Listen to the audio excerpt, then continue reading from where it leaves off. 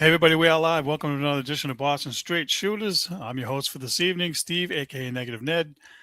Frank is away on business again, so we'll do our best as usual to hold down the fort. This is the show we talk about the Patriots, the Bruins, the Celtics, and the Red Sox. Get you all caught up to speed on the goings on over the last week, and give me a second here to post a link for everybody so you guys can join the show. We definitely have a lot to talk about. We actually have some Bruins news to discuss. So we'll see what we can do with that. We got Celtics rumors. We got Patriots stuff. We got the Red Sox because they're not going anywhere. they're cooked. They are completely cooked. This is by far this is by far the worst Red Sox team I've seen in my lifetime. And I don't think I think it goes without saying if anybody's been watching them around here. They just look like a AAA team. But we're not going to start with that right now. We'll get to them in a bit. We're going to start the show off. We have some sad news to pass along. Sports radio icon Eddie Edelman passed away at 89 years old. For myself, as a kid, listening to him on the Sports Huddle was really like the first sports call-in talk show. It was entertaining. It was good. And he's basically set the standard for, all the sports talk radios we have around here now. And he was, I don't know if he was the first one, but around here he was. And, anybody that knows me knows I love to talk about sports. I'll talk your ear off all day long. And if you'd have told me back then at any point that I would be a part of not just one but two podcasts, I would be like, yeah, you're nuts. It's never going to happen. And yet here we are. So just want to wish condolences to his family. Also, he was responsible for creating the hot dog safari, which they used to have at Suffolk Downs. I was able to go to one of those with a few of my friends, Bob Paris, Dave Bent, Carlo Paris, and we went and I ate 6 hot dogs, and I wanted to throw up. That was way too many. I think Bobby ate like 10. I don't know how many of the other guys ate. I don't know where he was putting them, but it was pretty cool. You would pay like, I don't know, $10 or whatever it was. And then you could go around to all the different brands and, you could have as many as you wanted or whatever. Really pretty cool. And, I don't recall off the top of my head what charity the money was raised for. Shame on me. I didn't do my due diligence to get that information. But, he did have, a couple of charities that he worked on. And he was also responsible for the Phantom Gourmet, which his sons are on and still on. I don't remember when it started. I definitely wasn't around at the very beginning. I would say probably in the last maybe 10, 15 years. I've been watching the Phantom Gourmet. It's a great show. Tons of new places to try, and just loss of an icon around here. There's other guys that stepped in and filled in and had big shows around here, like Glenn Ordway, and Dan Lyle, Michael Hawley. And now you have Felger and Maz, and you have Bertrand and Zolak, and those are the main guys around here that have these sports talk shows in this area, and everybody can thank Eddie Edelman for that. I'm just grateful to be doing what I'm doing, and he's the reason for that. So just wanted to mention that. We'll move on now. We're going to move on to some Bruins news.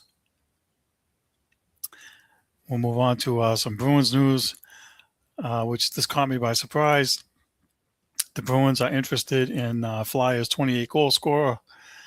They are interested in Flyers right winger Owen Tippett. I am not really familiar with him because I don't pay attention to hockey as much as I would like to. But if they're interested in him, I did do a little bit of digging. He's 27 years old. He's under contract till 2031 or 32 at like $6.2 million or whatever it is. So it's a reasonable contract. And you're getting a guy in his prime. I would be all over this. It says the Flyers are not shopping him by any means, but I'm not hanging up the phone. If they were to trade him, it would not be for a collection of assets, meaning draft picks or whatever. It would be a quote-unquote hockey trade, which means you have to give up something to get him. Among the teams besides the Bruins to show interest are the Minnesota Wild and the Utah Mammoth. So there's some competition there that the Bruins are going to have to deal with for him.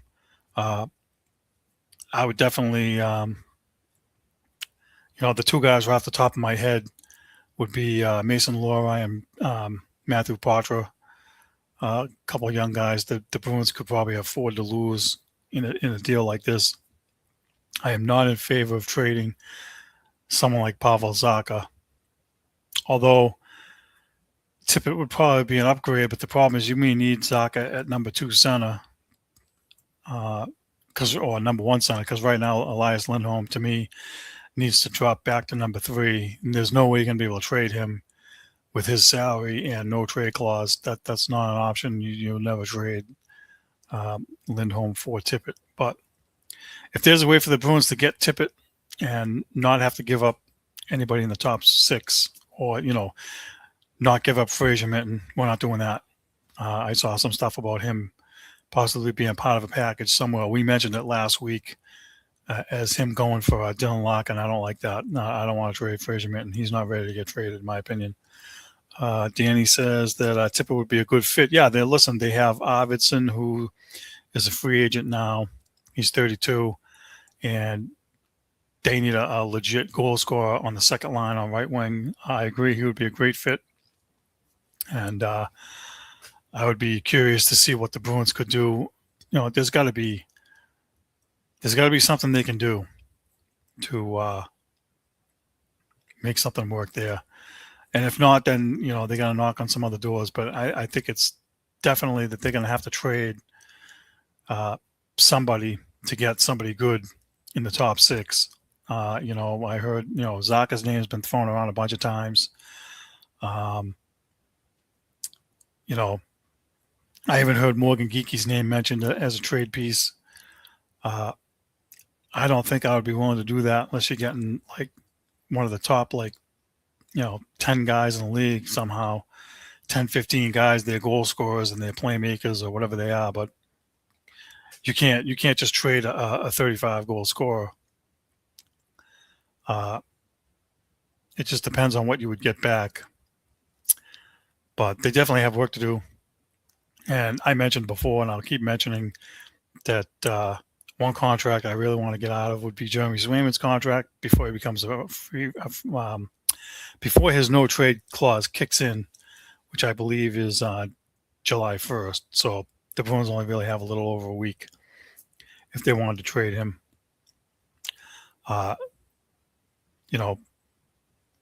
Another move they could make. I don't know what they could get for Korpisalo in a trade, but one way or another, maybe they keep Swayman and move him. I mentioned here before, and probably mention it again. I would just cut him and eat his salary. If they eat his salary cap number on the books is only $800,000. You bring up DPH, where he makes the same money, and you don't have to hurt your salary cap, and you don't have to lose another good goalie. Which I know Danny was paying attention.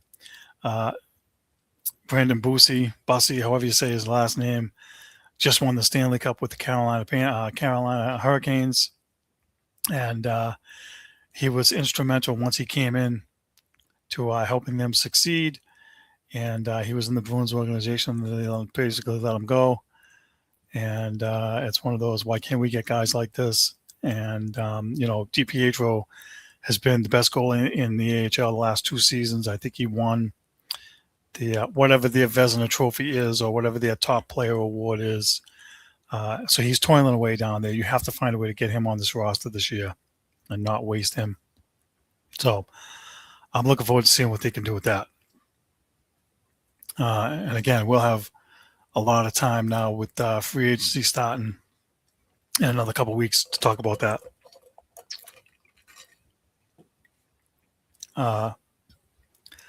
Let's move on to some other news gaining traction today. The Bruins are going to retire Patrice Bergeron's number 37. He will be the 14th number retired by the organization. He was drafted in 2003 as a second round, in the second round of the 2003 draft, number 45 overall. Just became, a solid all-around player. Later, along with Chara, and after Chara left, he became the captain. Real good leader for the Bruins. Scored some big goals against Toronto in the playoffs. When him and I'm drawing a blank. This is awful. Him and Pasternak and Marchand, when they were together, those 3 guys. And now again, I'm drawing a blank. Shame on me. Those guys had a nickname across the league. They were one of the top lines, and if not the top line for a little bit in the NHL. And the chemistry that those guys had together gave the Bruins some real good years. And I'm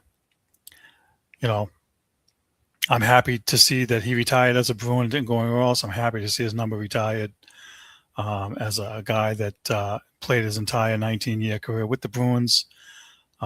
He's also only the 4th player to record 1,000 points in a Bruins uniform.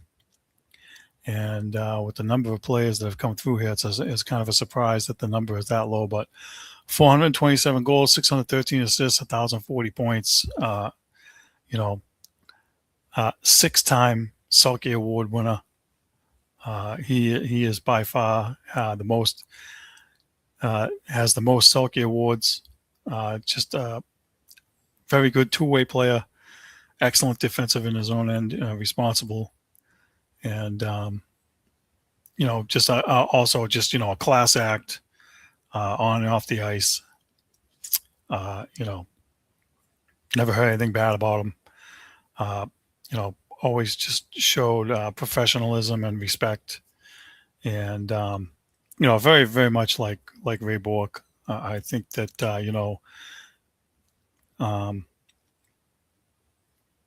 similar personality traits as far as that goes, and I don't have a problem with him having his number retired. Of course, sports radio guys are like, "Oh, my list is very small. It should only be 3 guys. It should only be Bourque, Esposito, and Bobby Orr. That's it. Nobody else." And it's like, listen, you can't do that. And I understand that some guys, some of that is overused. Some guys maybe don't deserve to have their numbers up there, but if you was to look at the guys that are up there, I don't know if there's any of these guys that you would say don't deserve to have their number. There's 13 numbers. There's Zdeno Chara, Willie O'Ree, Rick Middleton, Cam Neely, Terry O'Reilly, Ray Bourque, Phil Esposito, Johnny Busick, Bobby Orr, Milt Schmidt, Eddie Shore, Dick Clapper, and Lionel Hitchman. Now listen, in the 30s and 40s, when Eddie Shore and Dick Clapper and Hitchman and Schmidt played, the Bruins won Stanley Cups when those guys played. So what they meant to the league at that time, Milt Schmidt's line was like the production line back then. They were like they were like, whatever the top line would be today for that era. So, especially when you have the longevity, and back then, most guys did only play with one team. Those guys probably spent, the better part of 10, 15, 20 years with the Bruins. I see no reason why, retiring their number is an issue. Now, the Celtics, I know they have a whole crap ton of guys' numbers retired, and maybe some of them aren't as deserving. And I'll use the more recent guys like, I don't know, does Kevin Garnett deserve to have his number retired? It's debatable. He's only here, 5, 6 years, but did bring a championship. So I don't know. Those kind of things can be debated all the time, but to just poo-poo it and restrict the list down and say, well, Johnny Busick played too long, so he shouldn't get his number retired. No, at the time he retired, he was one of the top, probably 5 goal scorers in history, or top 10. Over 500 goals back then. Uh, I want to say in my early 20s, I had one of these giant, like, painting type poster looking things, and there was only 9 500 goal scorers on it at that time. And we're talking about going from the 20s to the 80s. We're talking about 60 years of hockey. And talking about 9 guys only, with Johnny Busick being one of those guys as a 500 goal scorer. Now there's probably 30 500 goal scorers. There's a whole slew of them. So, you can't just turn around and be like, oh, only 3 guys. That's it. And, so-and-so doesn't belong on there. I don't, for the Bruins at least, I don't see why the guys that are on there shouldn't be on there. 3 is too low. Now, I do think that at some point, they're going to have to do some kind of like Ring of Honor or something like other teams do, so you don't run out of numbers. Because, a lot of the numbers now, the guys are wearing like 71, 74, the obvious 88, David Pastrnak, but, we see numbers like Brad Marchand on 63. A lot of the numbers in the low numbers are getting retired, so there's not going to be enough to go around at some point. So we'll see. I don't know. I think, it's just like all the rest of the numbers that get retired. There's no date been set that I'm aware of. So, I'm sure I'll be watching it like everybody else. And it's a deserved honor and good for him. Let's move on. Watching the time here. Let's move along to the Red Sox, or the Dead Sox, as I'm going to keep calling them. They cannot score, and if they do, they got feast or famine. They either get 8 runs one game and no runs the next, or something like that. They took 2 out of 3 from Texas over the weekend. They beat them 10-1 on Friday and 6-3 on Saturday. And then Sunday they lost to old friend Nathan Eovaldi. They lost the game 6-3. Eovaldi pitched 7 innings, gave up 3 runs, 6 strikeouts, got the W. Again, why can't we get guys like this? And then now, the last 3 days, they got swept by Toronto. They lost 6-1, 3-0, and 4-3 today. And they were just abysmal. So what I mean is, they get 10 runs and 6 runs. Then after that, 1 run, 0 runs, 3 runs. Excuse me. They have their record when trailing by 3+ runs is 0-32. I don't know how many. I don't know. I don't have a info that says it's the worst in X number of years. But That is putrid. Uh, you know, they just can't. They can't get anything done despite firing Alex Cora, which we all knew what he wasn't the problem anyway. They have 14 games under 500 in a full season for the first time since 2015. They're 6-17 versus the AL East. They are 12-25 at home, which is their worst home record in like, I don't know, since like the 30s or something ridiculous. 12-25 at Fenway Park. Excuse me. They're getting guys on base. They can't bring them in. They've scored the second fewest runs in Major League Baseball. In the series against Toronto, they were 1 for 29 with runners in scoring position. That means they were getting guys on their bases loaded, no runs. They got 2 guys on second and third, no runs. 1 for 29 in the series. Between today and yesterday. No. Between Tuesday and Wednesday, they stranded 26 guys. 26 runners in scoring position stranded. I think it was like 14 in one game and 12 the second game, but whatever it is. That is heinous. I mean, that's like Little League. It's awful. I've never seen this. They just cannot get out of their own way. They cannot hit their way out of a wet paper bag.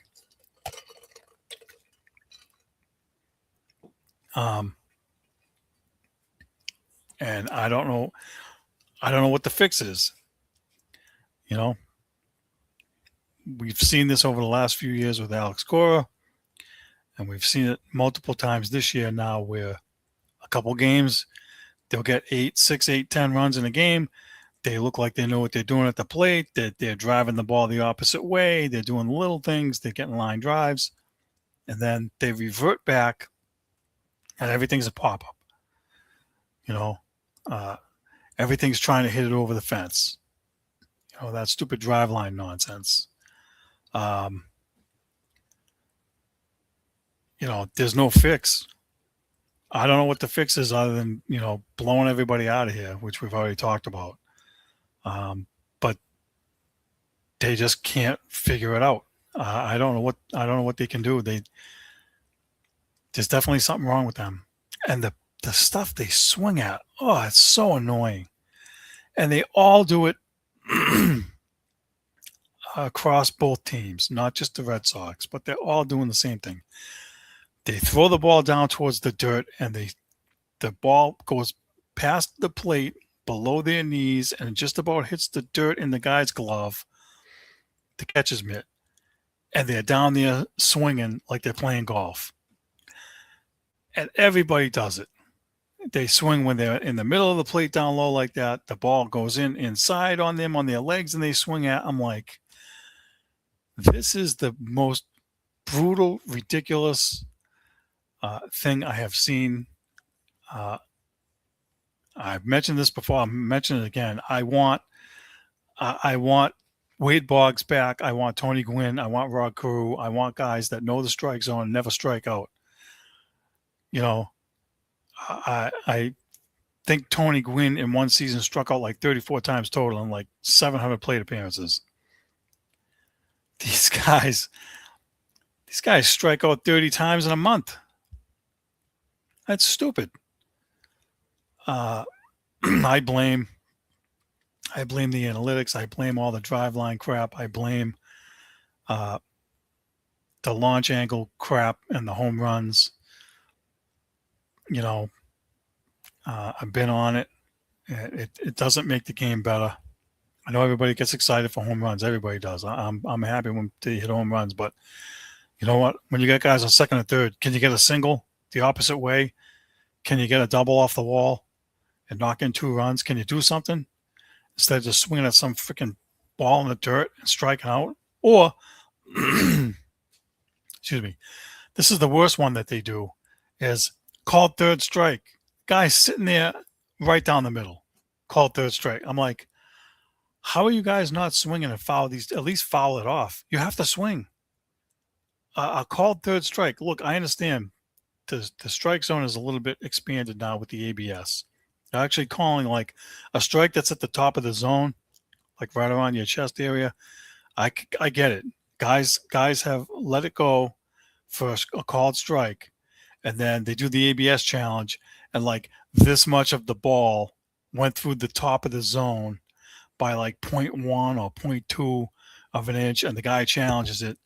Okay, if that happens to you, I'm not going to criticize you for that.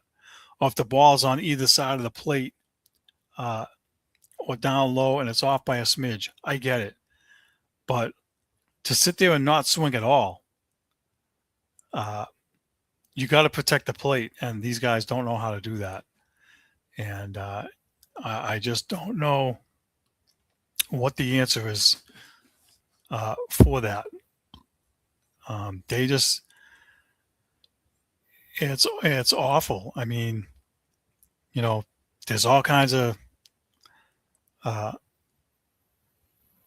stuff going around. I'll use this is how bad it is for them. So I want to say last week or the week before, Wilson Contreras had a shot at a pop-up, missed it, got mad, broke the water cooler and so forth. Today, there was a pop-up in foul territory, and Connor Wong was going for it. And the third baseman should have been coming in to charge, to go for it. He was so far away. It was like he never made a tip. He like half-ass ran by the third base bag to try, like he was making like he was coming in. The wind was swirling because we're expecting thunderstorms or whatever, and there was like 40-mile-an-hour wind, and the wind blew it away and was out of Wong's reach. So no out. They don't get the pop-up. And then the next guy hits a home run over the into the monster seats or whatever, and gives Toronto the 4-3 lead. So Aroldis Chapman, who's been absolutely lights out, for the better part for all last year and the better part of this year so far, thinks he's going to get out of the inning, get the pop out, gives up the home run, takes the loss because they are so inept. It's a AAA team. They just don't have the horses, and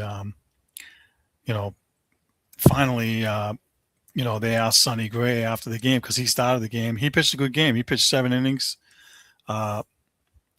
7 innings, gave up 3 runs, had 6 strikeouts. Another quality start for him. He's had really a good year. I didn't see this coming from him. He's 8-1 with a 3.12 ERA.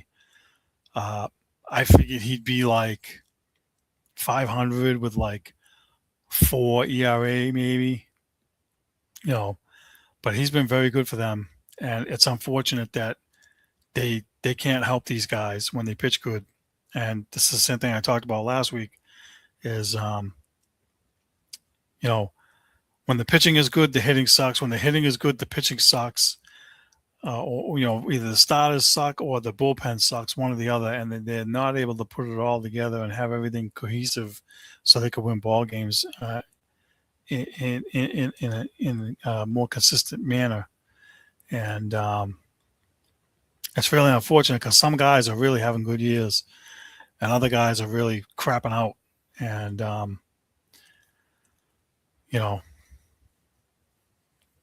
I'll use Alex Cora's line. The roster is the roster. I think that's going to have to be a famous quote. I'd love to put that on a billboard somewhere. I wish I had money. I'd put that on a billboard down near Fenway Park. The roster is the roster. I think that'd be friggin' hilarious. All kinds of speculation about what's going to happen with Breslow, and are they going to be buyers or sellers? And he had an interview with Tom Caron from Nesson and gave the same BS jargon about, are you guys going to be sellers at the deadline or whatever? Or, is you guys going to move pieces and blah, blah. And he's like, well, we really need to see where we are when the trade deadline comes around, and you really can't, predict anything too far out and blah, blah. And And then he mentioned some nonsense about, it's not always about winning the deal. When earlier he had said it was about winning the deal. So he's contradicting himself. Listen, the way this team is going, I'm guaranteed that guys like Sonny Gray, when the Red Sox are in last place at the trade deadline in a month, then he's not going to want to be here. Chapman, these guys are going to have value. So the question is, what are you going to get back? And can you get decent return without screwing it up? My fear is that they identify guys and then they try to put the stupid analytic projections on what they're supposed to do, and it doesn't pan out. And then those guys that they get in those trades don't do diddly squat. That's a huge concern for me, because now if you're selling pieces off and you got prospects in return, you're not getting major league guys back. And if you do, they're not going to be major league roster guys, in my opinion. I don't think that, the contending teams look to add valuable veterans. They usually sell off, whoever their top 2 or 3 prospects are in the minor league system. I'm expecting that to happen that way for the Red Sox. And now we're going to have to see what they can get back. But one of the mistakes that they make is that they take those guys and they're like, oh, we project him to, hit 30 home runs and drive in 100 RBI next year. And they'll put him in the lab. And then all of a sudden the guy's hitting 200 and he's got, empty 9 strikeouts and he sucks at the plate and they're not getting any runs. I mean, that formula doesn't work. And what I think sucks, and a huge frustration that I have, because I've had this rant on here before, is you trade the closer, then next year you have no closer, and then you have to either sign one or trade for one. And if they don't get what they want, then they'll do closer by committee again with that BS. And, it's 2 or 3 guys out there struggling, blowing saves until they get a bona fide closer because they didn't want to pay for one. I'll go back to before they got Kenley Jansen. They had closer by committee and they kept blowing all the saves and they sucked. And they didn't want to pay him, but they did, $16 million or whatever it was to get a legit guy. Chapman's a legit guy, and I understand he's older. He's like 30, 7 maybe, 38. But he's pitching lights out. I don't want to lose him. I don't want to have to look for another guy next year. Now, could he fall flat on his face next year? Maybe, sure. But the guy's got a 0.83 ERA. That doesn't grow on trees. Not all closers are doing that. So that's a big concern for me that they're going to have to reinvent the wheel, I think, after the trade deadline, which means, listen, I hope that they're going to sell the parts off, which means the salaries are going to get dumped. So Sonny Gray makes $20 million. Rollins Chapman's going to make $13 or $14 million. Whitlock probably makes somewhere between $5 and $10 million. Right? You got Jaron Duran, whatever he's making, maybe $5-6 million, $8 million maybe. I forget what he's making, but they're looking at possibly trading him. So there goes 20, 33, 40, probably $50 million in salary. You gotta do something with that and get a big bat in here. I don't know how they're gonna do it again because I don't know who the free agents are. They've been unwilling to spend money. You blow out Breslow, and what do you get in his place? You get another Yale bot guy that's all about analytics and just saving John Henry money. If you're going to do that, to just keep Breslow. Just continue to suffer with what you got. If you're going to do that, is it going to take 10 more people to turn the job down so you can settle on another one of those kind of guys? What's the point? I heard the sports radio guys say, look, I want a legit guy. I want a guy that's done it before, and I want a guy that has an eye for talent. I mean, I didn't realize how bad it was. I understand the driveline guys are all here, but they got rid of a whole ton of scouts. So you're not even watching talent live. What are you looking at? A spreadsheet? That's it. Oh, this guy's, got these numbers here. Let's get him. Like, that's fantasy baseball crap, dude. You can't run a team, a major league team like that. And I just think that John Henry, I don't think he can sit there and say he's mad or whatever, and he's interested in this and that. Hasn't spoke to the media in forever. He did go on the trip to New York last week, which big deal. I mean, listen, money talks and BS walks. You got to stop putting your money where your mouth is, and you got to start going over the luxury tax, even though you don't want to. And I understand, again, salary's going to come off because there's going to be a new CBA because they're going to lock the players out because they want salary cap. I don't think they're going to get it. I think they should get it. I think the players are always too greedy. They've always had too much power. And I'm going on a little bit of a rant here because this impacts what the Red Sox can do next year. And I understand it's for all teams, but the Red Sox in particular. I think they need the league needs to find a way to restructure the system that they have because it doesn't work. The luxury tax thing doesn't work. You got the Dodgers that pay $400 million in payroll, and whatever their luxury tax payment is gets divvied up amongst the lowest, say, 3 or 4 teams, and those guys take $4 million. They put it in their pocket. They don't divvy it up back they don't reinvest it back into the team. That's not how that system is designed to work, in my opinion. That system is designed so that you can rebuild and be competitive. So I'm not liking the fact that they're going to have to sell pieces off and have to reinvent the wheel when next season starts.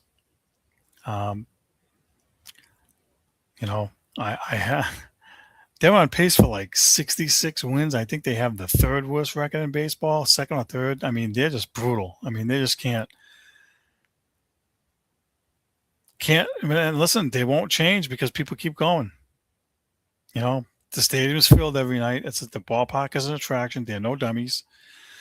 And 2 years ago, when the viewership was down on TV and the attendance was down by probably 300,000 or 400,000 for the season, that's when John Henry's ears perked up and was like, okay, we have to make the playoffs. Well, now it's the same thing. They're not getting anywhere. They're not. You got visiting fans again coming in. More Toronto fans over the course of these last 3 games. And I know that the soccer fans took up some of the stadium too, some of Fenway Park too. We'll touch on that. We actually will briefly try to do a soccer minute here for the World Cup soccer fans. We'll get to that in a bit, but people are always going to come see Fenway Park, so they're not going to hurt as bad as they should. I just go back to last year, 17 people at the White Sox game, 10 people in Oakland. That's got to get somebody's attention.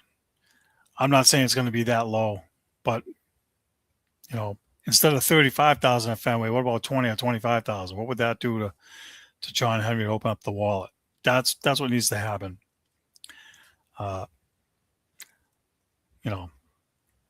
It's very annoying. I'll be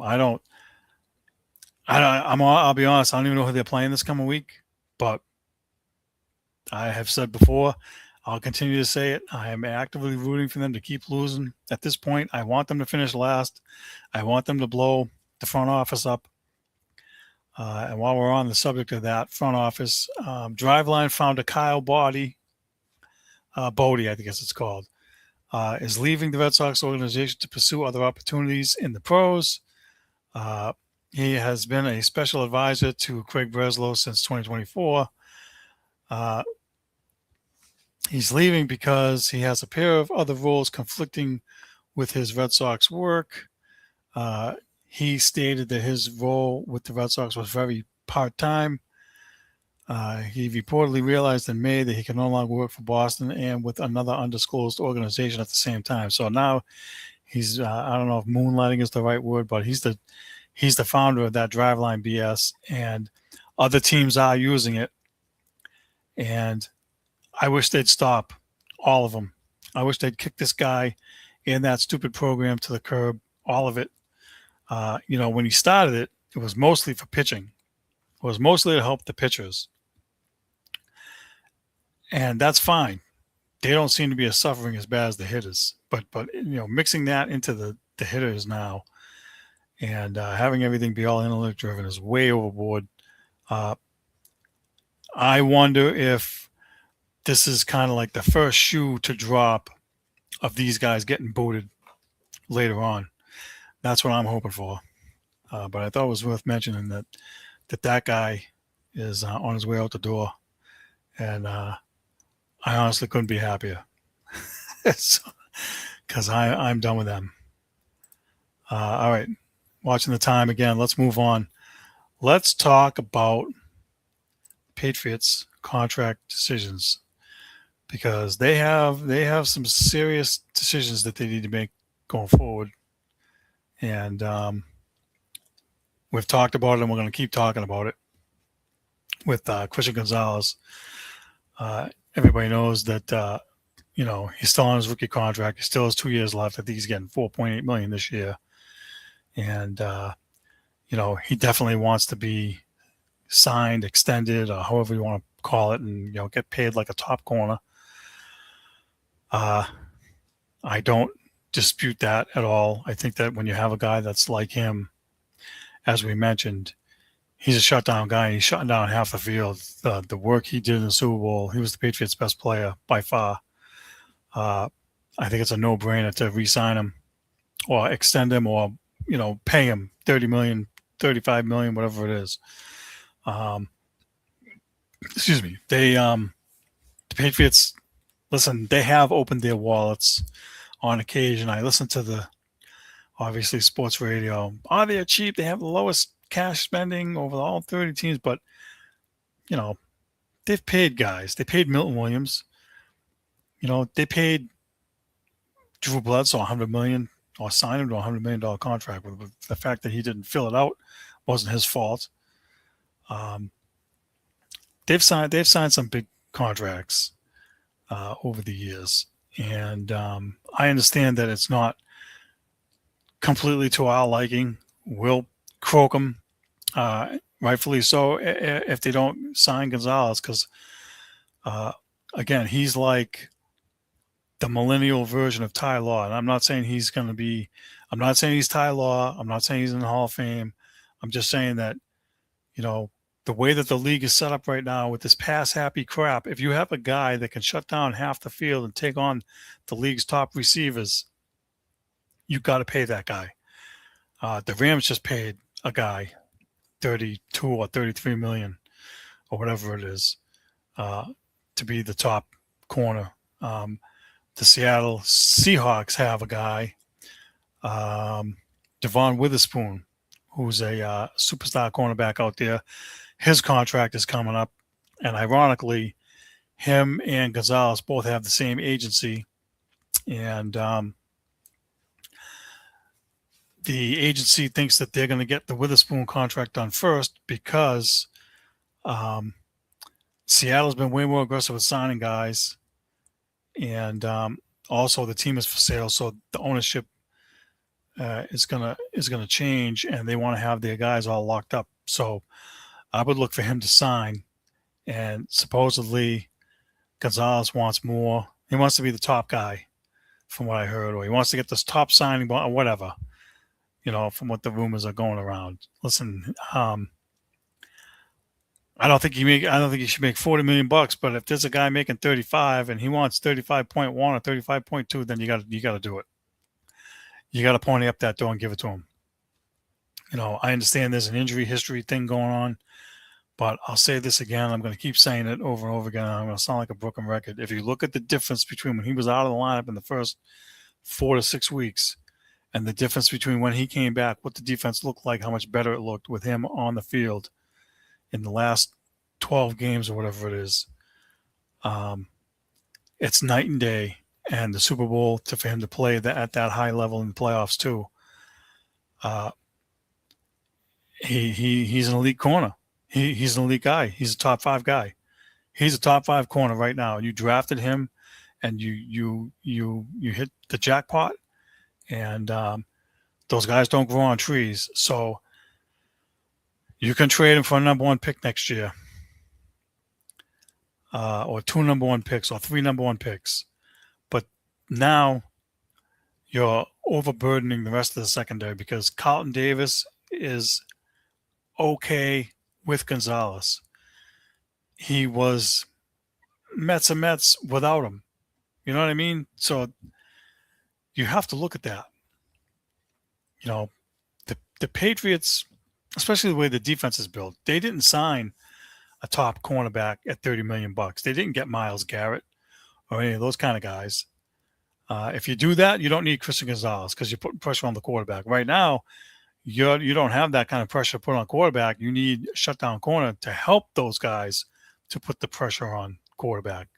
So the Patriots think they can scheme it with that philosophy. They did it last year, but I still think they didn't get enough pressure. Obvious, they didn't get enough sacks like they needed to.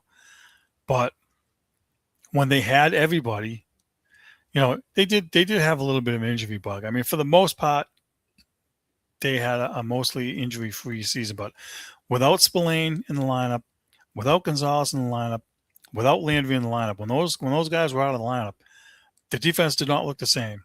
And when all those guys were in the lineup, that defense looked totally different. That defense looked like a Super Bowl defense. So you got to get that, and you got to keep Gonzalez. If they don't keep him, and they trade him away for a bunch of number 1 picks, you know yours truly is going to be on here hammering them.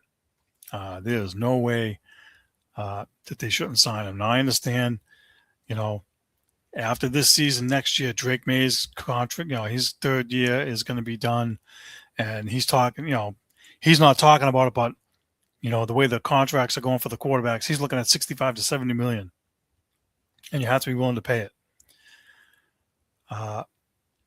And I don't think there's any doubt that they would pay him.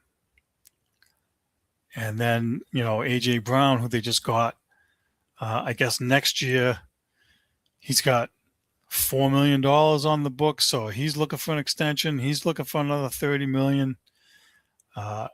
So you got to make decisions. And I would say, you know, and sports radio people and TV whatnot mentioned this, is that you don't trade a 1st and a 5th for a guy for 1 year like that. So they have to give him some kind of an extension at 31 years old next off season, and probably a 3-year extension at $30 million with, you know, $30 million a year. So let's say it's just $90 million with like $50 million guaranteed, and you're paying a guy $50 million guaranteed, and he might get cut after year number 1 of that new deal at 32 or 33 years old, depending upon his production. And so I don't know what happens to the guaranteed money when that happens. I don't know if they have to give it back. I know teams do go after guys for the guaranteed money when something happens, when like they retire, or, you know, I don't know all the logistics of that. That's almost like the NBA salary cap. These rules, you need a PhD to figure it out, and I don't have that information right now. But as we go forward and these contracts start coming up, I'll see what I can dig up, because, excuse me, it's going to be important for whoever the Patriots want to sign or keep. Excuse me, going forward. All right, watching the time. Let's move along to the Celtics. There's all kinds of trade speculation going on with Jaylen Brown again. There's all kinds of speculation between him and Giannis Antetokounmpo, which we talked about last week. We talked about a few weeks ago with Frank. The rumors are not getting any better. Apparently, the Celtics are growing frustrated with the incessant trade rumors. They are beginning to get tired of seeing and hearing their name in every Giannis update. Well, listen, you know, Brad Stevens can't come out at the end of the season and say that he wants to get a big guy, and you don't think your name is going to be involved in a trade for this guy who's, you know, one of the top 5 players in the league when he's healthy.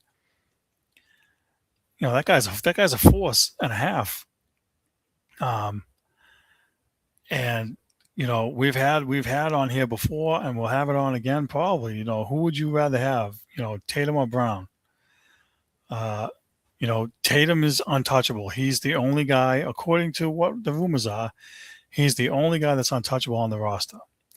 Now, there's numbers of reasons for that. A, he's their best player, right? B, he's really tight with the coach. So those two are inseparable. They're not going nowhere. You got Jaylen Brown, who, even though he said this was his most favorite year and he wanted to stay here, he'd want to stay here for another 10 years. I really do think he wants to be the number one guy. He proved he could do it without Tatum here this year. He did a great job. He was top 5, I think, in the MVP voting, rightfully so.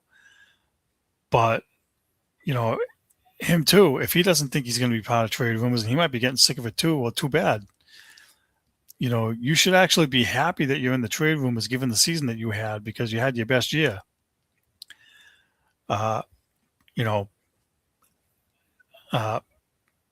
question is, what can they add? Are they going to add Giannis and not trade Brown? That makes Jaylen number 3, not even number 2 anymore. Is he going to be happy with that? And, for those guys, I would say you got to call up Paul Pierce. You got to call up Kevin Garnett. You got to call up Ray Allen, because those guys each had to sacrifice a little bit of their game for the greater good, and they did it, and they won a championship. If you want to do that, you got to have that discussion. If you don't want to do that, and you want to be a number one guy, and you realize it's not going to be here, you have to understand you're going to be involved in trade rumors, whether you like it or not. And the Celtics, listen, they get frustrated all they want. You can't come out there and make these comments to anybody, whether it's on or off the record, that Jason Tatum's the only untouchable guy, and then don't think that Jaylen Brown or anybody else isn't going to be involved in a rumor, whether it's for Giannis or anybody else. There's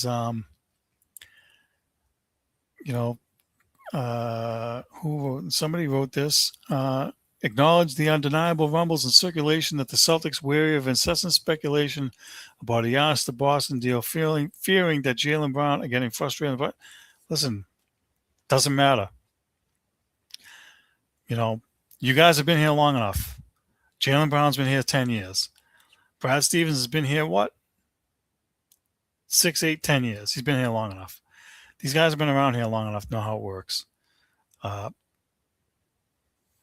If you don't want to be involved in these kind of talks, go to a crappy team like the Washington Wizards and go see how that is, and just keep losing. Now, I agree with Frank, because I think he said it, that they're going to trade for a big guy. It's probably not going to be Giannis. It's going to be somebody else. Anthony Davis wants out of Washington. Maybe the Celtics pull off something for him. Another guy that's injury prone. I mean, that's the problem with some of these big guys. They're, supremely talented, but always hurt, miss too many games. That's a problem. So it remains to be seen. There's, Brian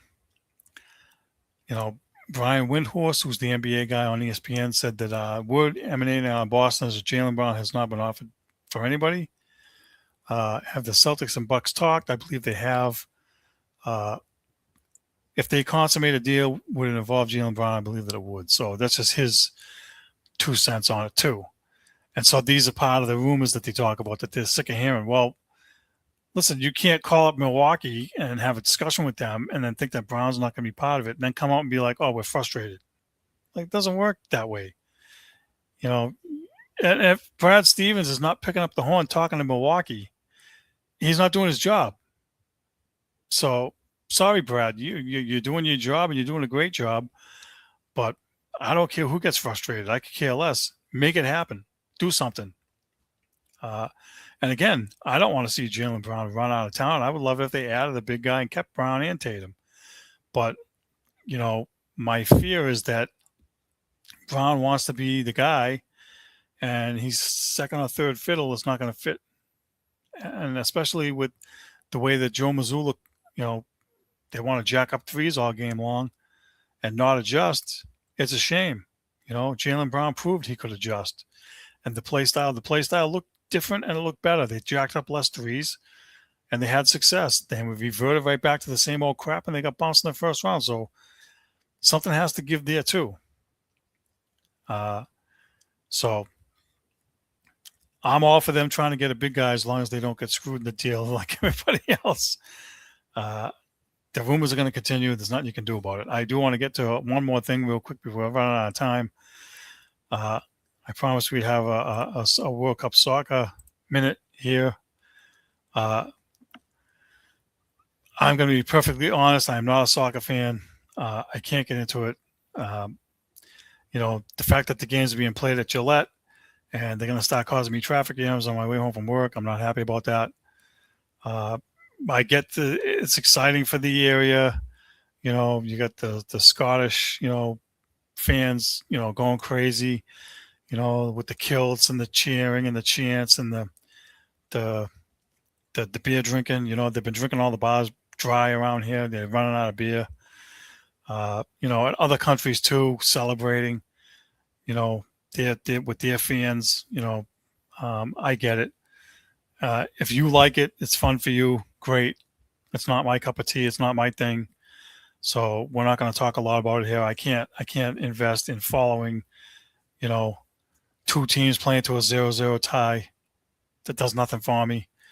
And again, I've gone to watch soccer. It's different when you watch it live. It's same as golf. You watch golf on TV, it's boring.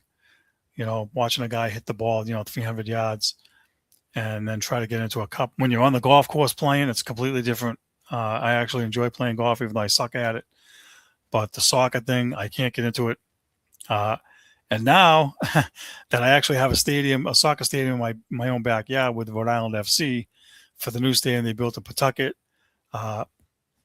maybe next year I'll go to a game down there and we'll have a different take. But for right now, I apologize that there's not really going to be too much soccer talk on here. And so if you are looking for that, you're going to have to go to, I don't know, some of the streaming or whatever. I'm sure we'll mention it, a little bit of it, but we're not gonna spend a lot of time on it because I don't know what the groups are. I don't know who's playing what. If USA is doing good, maybe we'll have an update for them, even though they're not playing around here. But if you like it, enjoy it. That's all I can say. Let's move on so we can get to the poll questions from this past week. We had two, if I can find them. Lots of rumors surrounding Jaylen Brown and Giannis Antetokounmpo. Do you want Giannis on the Celtics? We had trade for Giannis but keep Brown 60%. We had keep Brown but forget Giannis 40%. And we had trade Brown for Giannis 0. So nobody wants to trade Brown for Giannis. And most of us want to trade for Giannis and add him to the existing group. The second question we had is, are you interested in the World Cup soccer games being played at Gillette? We had yes, very interested, 17%. No, not at all, 66%. And somewhat, 17%. So unfortunately, there's not as much interest in it as you guys would like. So that's it for the poll questions. Now we have the weekly predictions. Last week we had, wait a minute, that's not it. Okay, I said the Celtics would trade. I said the Celtics would make a 3-team trade for a guy other than Giannis. Ain't wrong. That might still happen, but it hasn't happened yet. I said the Red Sox would lose 4 out of 5 or 5 out of 6. Ain't wrong. They won 2 games. They were 2-4. They've lost 4 in a row. So I was kind of close, but not exact. I said that Justin Sladen would get sent to Worcester. Ain't wrong. I don't think he did. So none of the predictions came true. Predictions for this week. Let's see. I think the Celtics, with the draft being next week, and I'm not sure if the draft falls before or after we're on next week because I didn't get a chance to look. I forgot. Uh, they're going to make a trade at the draft.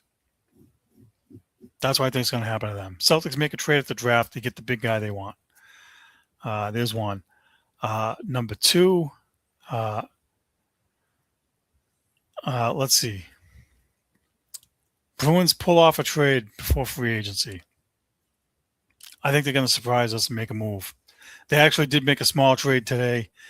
They traded some guy I never heard of with another 1 or 2 picks, and they got like a 4th round and a 5th round pick back. So they made a small trade today.